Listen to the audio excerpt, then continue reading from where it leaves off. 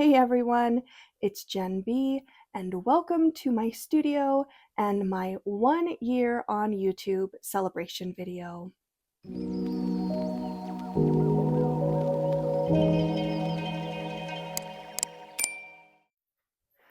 All right, so like I said, this is my 1 year on YouTube video. For 1 year, I have been creating content on my silversmithing journey. And it's been kind of a crazy, exciting year.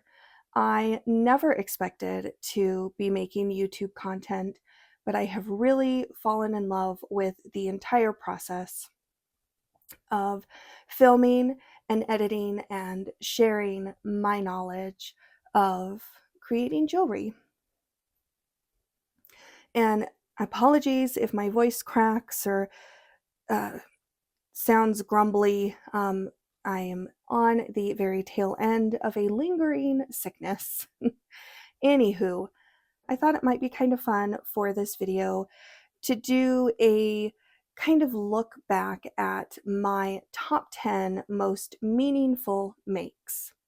So what you see before you are 10 items, and I'll have a couple of honorable mentions at the end, but 10 pieces that I have made throughout my jewelry making journey. These are pieces that have a lot of significance to me personally or to my journey, and I'm going to be talking about each one. I will start with just a little bit of backstory about my silversmithing journey. Um, I have been making jewelry for many, many years, different forms, beaded jewelry, silk knotting, wire wrapping, but I never could create the type of jewelry that I wanted to wear and that I wanted to create until I started metal smithing. And I kept putting off metal smithing through the years because I have a very intense fear of fire. And you obviously need a fire in order to solder and create the type of jewelry that I wanted to create. But my incredibly encouraging husband told me to really take the time to research before I jumped in and to make sure that I felt safe with whatever I was going to be doing in regards to using a flame. And finally, when I felt okay and comfortable with the idea of using a torch, for Christmas that year, 6 years ago, just about 6 years ago, he went out and bought all of the supplies I needed to start metal smithing, silversmithing, whatever you want to call it. And I got started. At that time, I had a newborn, and so the time that I was able to spend learning was limited. And so it has taken me, 6 years to progress to this level because I have been a stay-at-home mom of a very special boy, and I wouldn't trade that for the world. And I am fine with a slow journey. Everybody's journey in life is different, and you can't compare your journey to someone else. So while someone may see my work and think that it's beginner work or first year work, that's fine. This is my work. This is what I have done on my journey. And some of the pieces that I'm going to talk about are not particularly impressive in technique or style, but they're mine. These are my pieces. My heart and my soul went into creating them, and so they have value and significance to me. There have been times where people have tried to make me feel insignificant because I'm not a trained artist. I'm not an officially trained silversmith, and that's fine. There is nothing wrong with being a self-taught or online taught silversmith. So even though I may not be trained in the arts or a trained silversmith, I have taught myself through online classes and experimentation, and I am proud of the work that I create and of my journey. So, I'm going to talk about the top 10 pieces that are the most significant to me. I'm going to start off with this piece. This is a plastic necklace, and this was the very, very first piece of jewelry that I ever created. I created this when I was in high school in the 90s, and I asked my mom to take me to Michael's because I wanted to start a craft. Don't remember why I wanted to start a craft, but I had her take me to Michael's, and I got one of those introduction to jewelry making for kids kits. And this is what I created with the plastic pieces that were in that kit. And I have held on to it throughout all these years into my adulthood, from moving multiple times, um, because this was really the piece that kind of catapulted my desire to create. I was told at a young age that I had a drive to create, but not the skill to create, because I wasn't good at art. I was good at performing arts, but I could not create art. And that was made very clear to me by some people when I was in grade school. But I've always had the desire to create. And just as an aside, nobody should ever be told that they can't create the things that they want to create. And so I may not have the ability to draw or paint or sculpt with my hands, but my art comes in the form of wearable art. And I'm happy with that. And to the person or teacher that said that I would never be an artist, you know, you weren't, you were a little close minded, I think, about what an artist is. Anywho, went off on a tangent there, but this was the very first piece of jewelry, and I have kept it because it is meaningful to me and the catalyst for starting a adult life of creating. And I've had many different avenues of creation, um, everything from soap making, jewelry making, knitting, spinning, sewing, silversmithing. I love to create. And the one that has stuck with me the longest and the one that I feel drawn to the most is jewelry making. So this piece, very special, and I will always keep it. I do not wear it, but I will always have it in my collection. Okay, so let's get to the silver pieces, the pieces that I have made in my metal smithing journey. And I'll use silversmithing and metalsmithing interchangeably. It all kind of means the same thing in my mind. So these are not in order of significance or order of skills or impressiveness. These are just the order in which I have made the items on my journey. First up is this beautiful black onyx ring.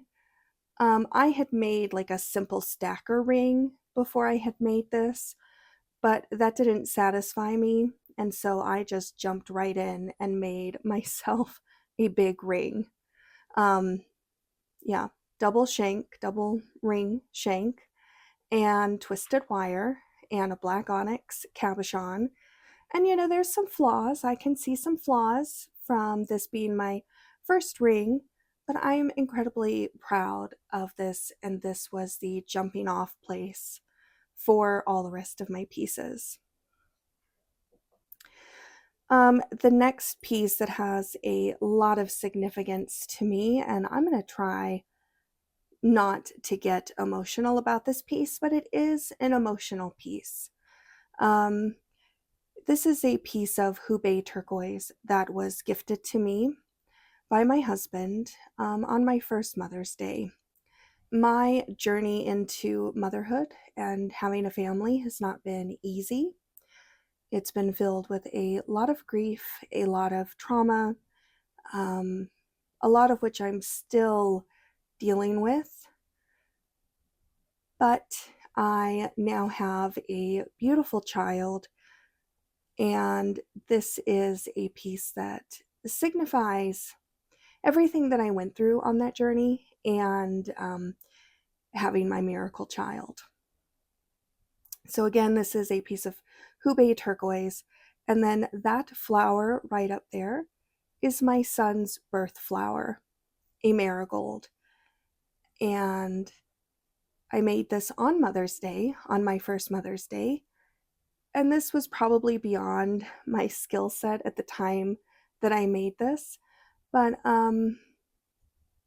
it's really significant to me, and it's perfect, it's beautiful, and an incredibly important make in my journey and in my life, really.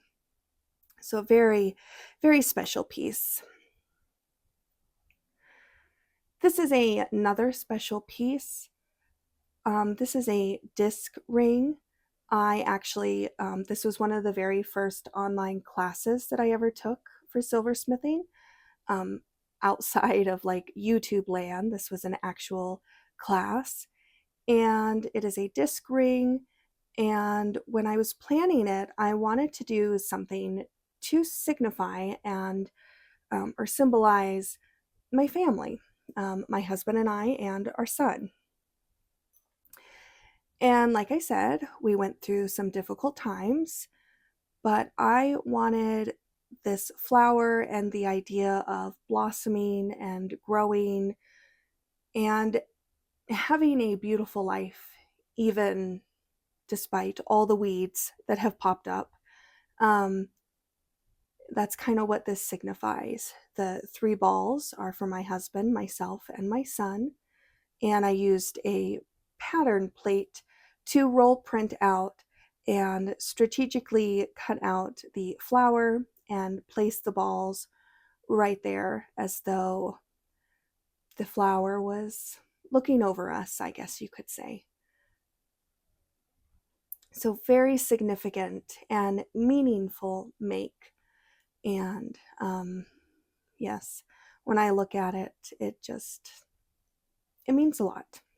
I'm probably going to say that a lot during this video. It means a lot. It means a lot. It does. Next up are these fabulous turquoise earrings.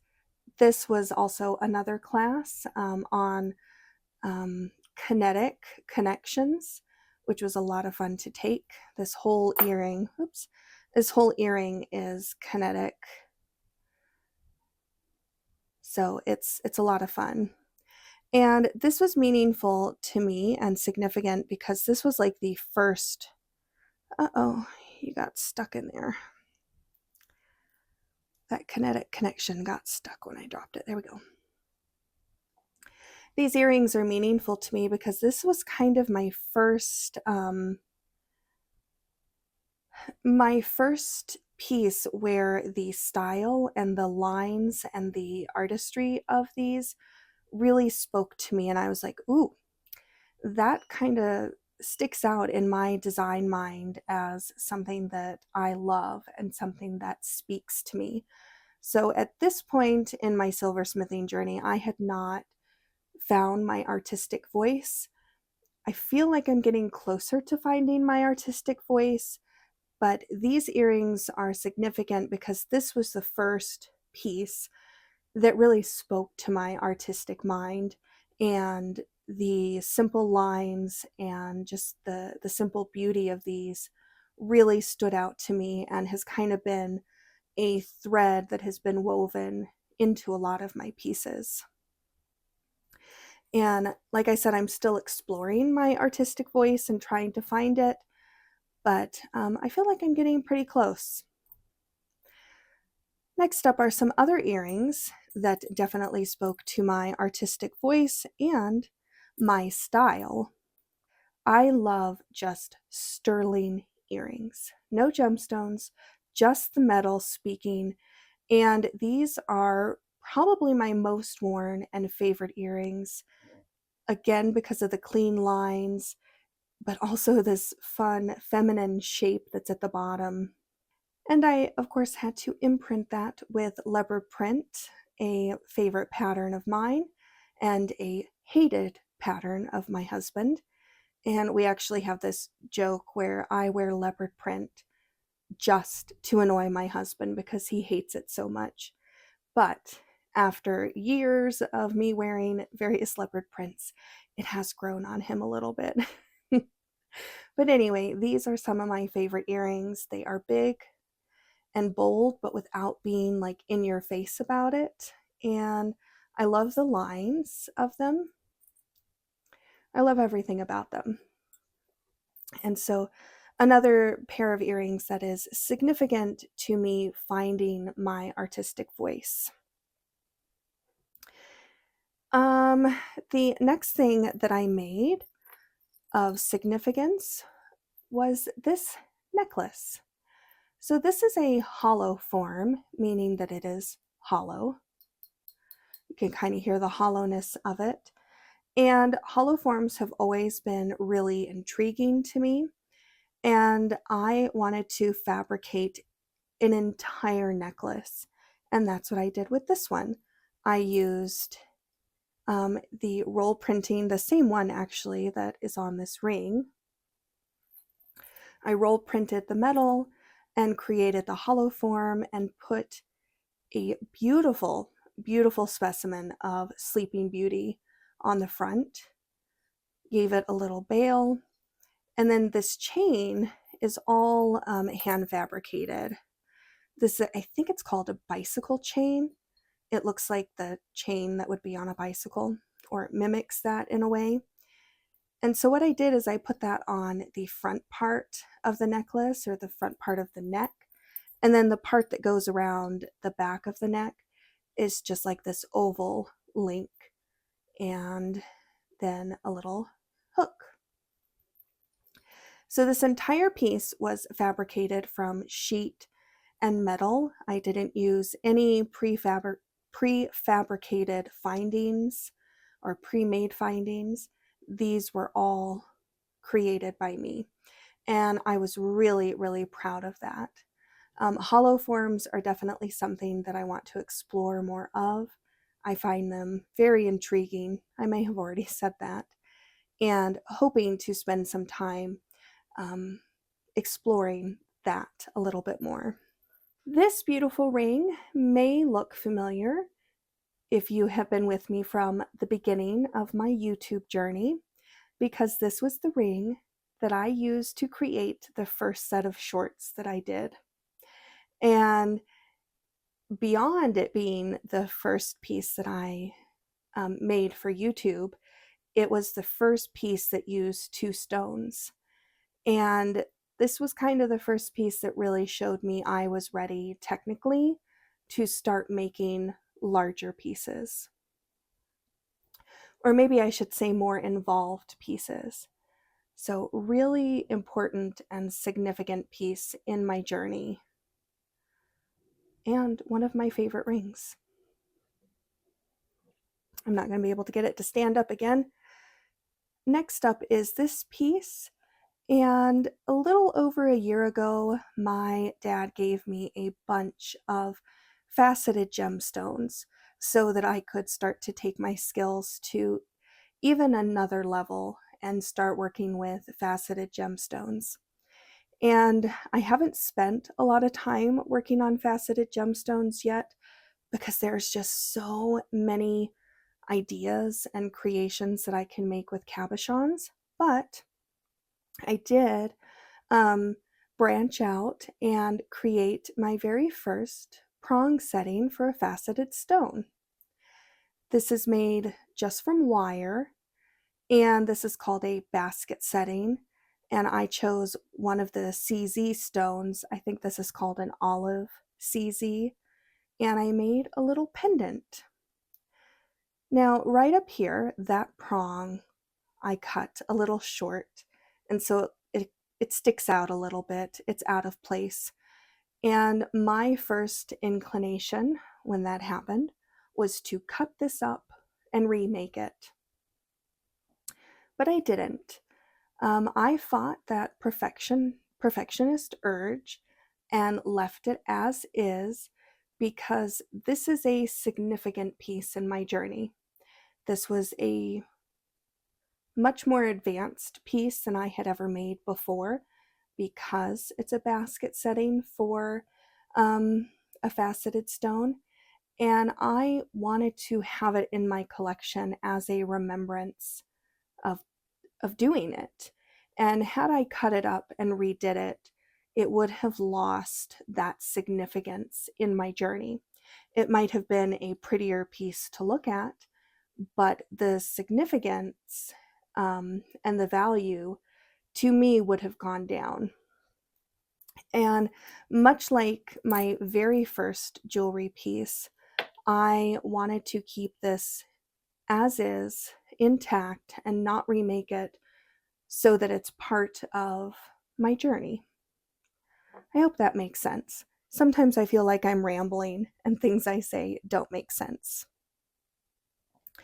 All right. The last piece in the top 10 is this great fire agate ring. I purchased this fire agate from Doug, and I think I have a video that I'm editing on the creation of this ring. But this was the first piece where I really felt like my artistic mind, my artistic vision, my artistic voice, that's what I want to say. My artistic voice um, really spoke loud to me. And the stone had been sitting on my bench for months and months, and I couldn't figure out what I wanted to do with it.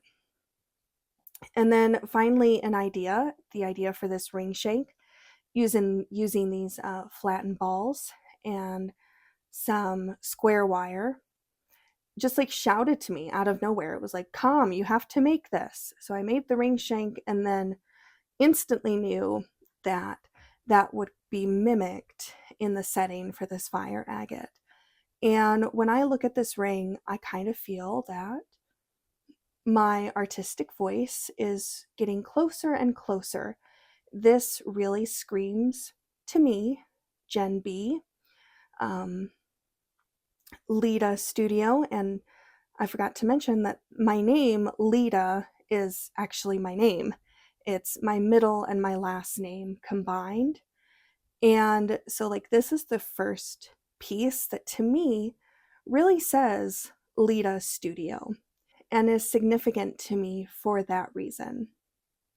And that is why I included it in this video. Plus, it's just a fabulous stone and a great ring.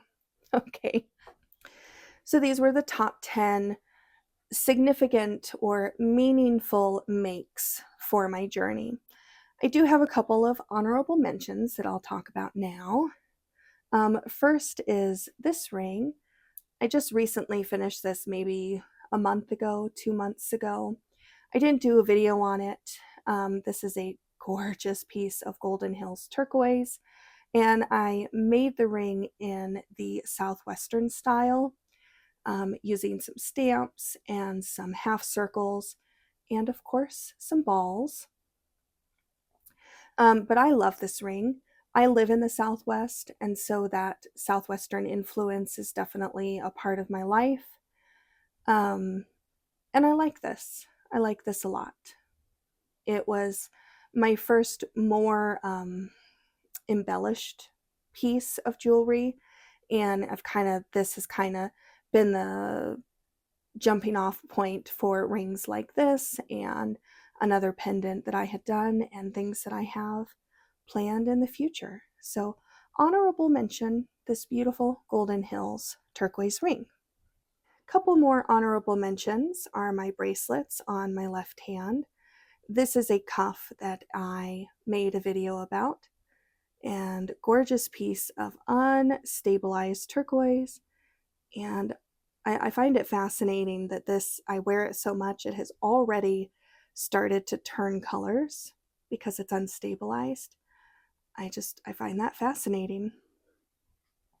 So this was significant because it was a cuff. Cuffs have always been a little scary to make to me, and I'm not really quite sure why I find cuffs intimidating, but it's definitely something that I want to explore more of. And this project showed me that cuffs are not really that scary, and I can do it. And then another honorable mention are my 3 bangles. These are bangles that I have made, and I wear them every single day. And this was the first bangle, twisted square wire. This next bangle is square wire with balls, silver balls, placed all around. And then the third bangle is another square wire.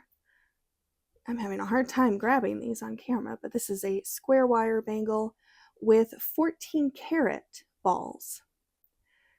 So soldered all those to the square wire, and it's kind of like my daily stack. I don't even take them off.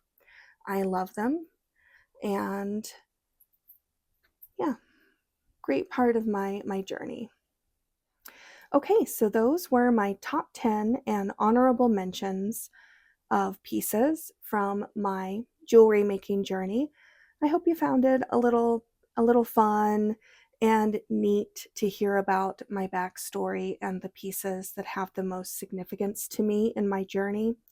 I have a lot more pieces that I probably could have chosen to include, but I tried to keep it just to 10 with a few extras. Thank you so much for joining me on this video and for being here over the last year of my YouTube journey. I am hoping to have another kind of 1 year on YouTube video celebration where I make a exciting piece for myself. So hopefully I can get that done in the next couple days so that I can edit it and get it posted in time for my 1 year anniversary on YouTube. It's really weird to say that I have been on YouTube for a year making content. I appreciate each and every one of you that watch my video and leave the sweetest comments. You all mean a lot to me and to my journey. Thank you all so much for joining me for this video. I hope you have a fabulous day, and I'll see you in the next video. Bye bye.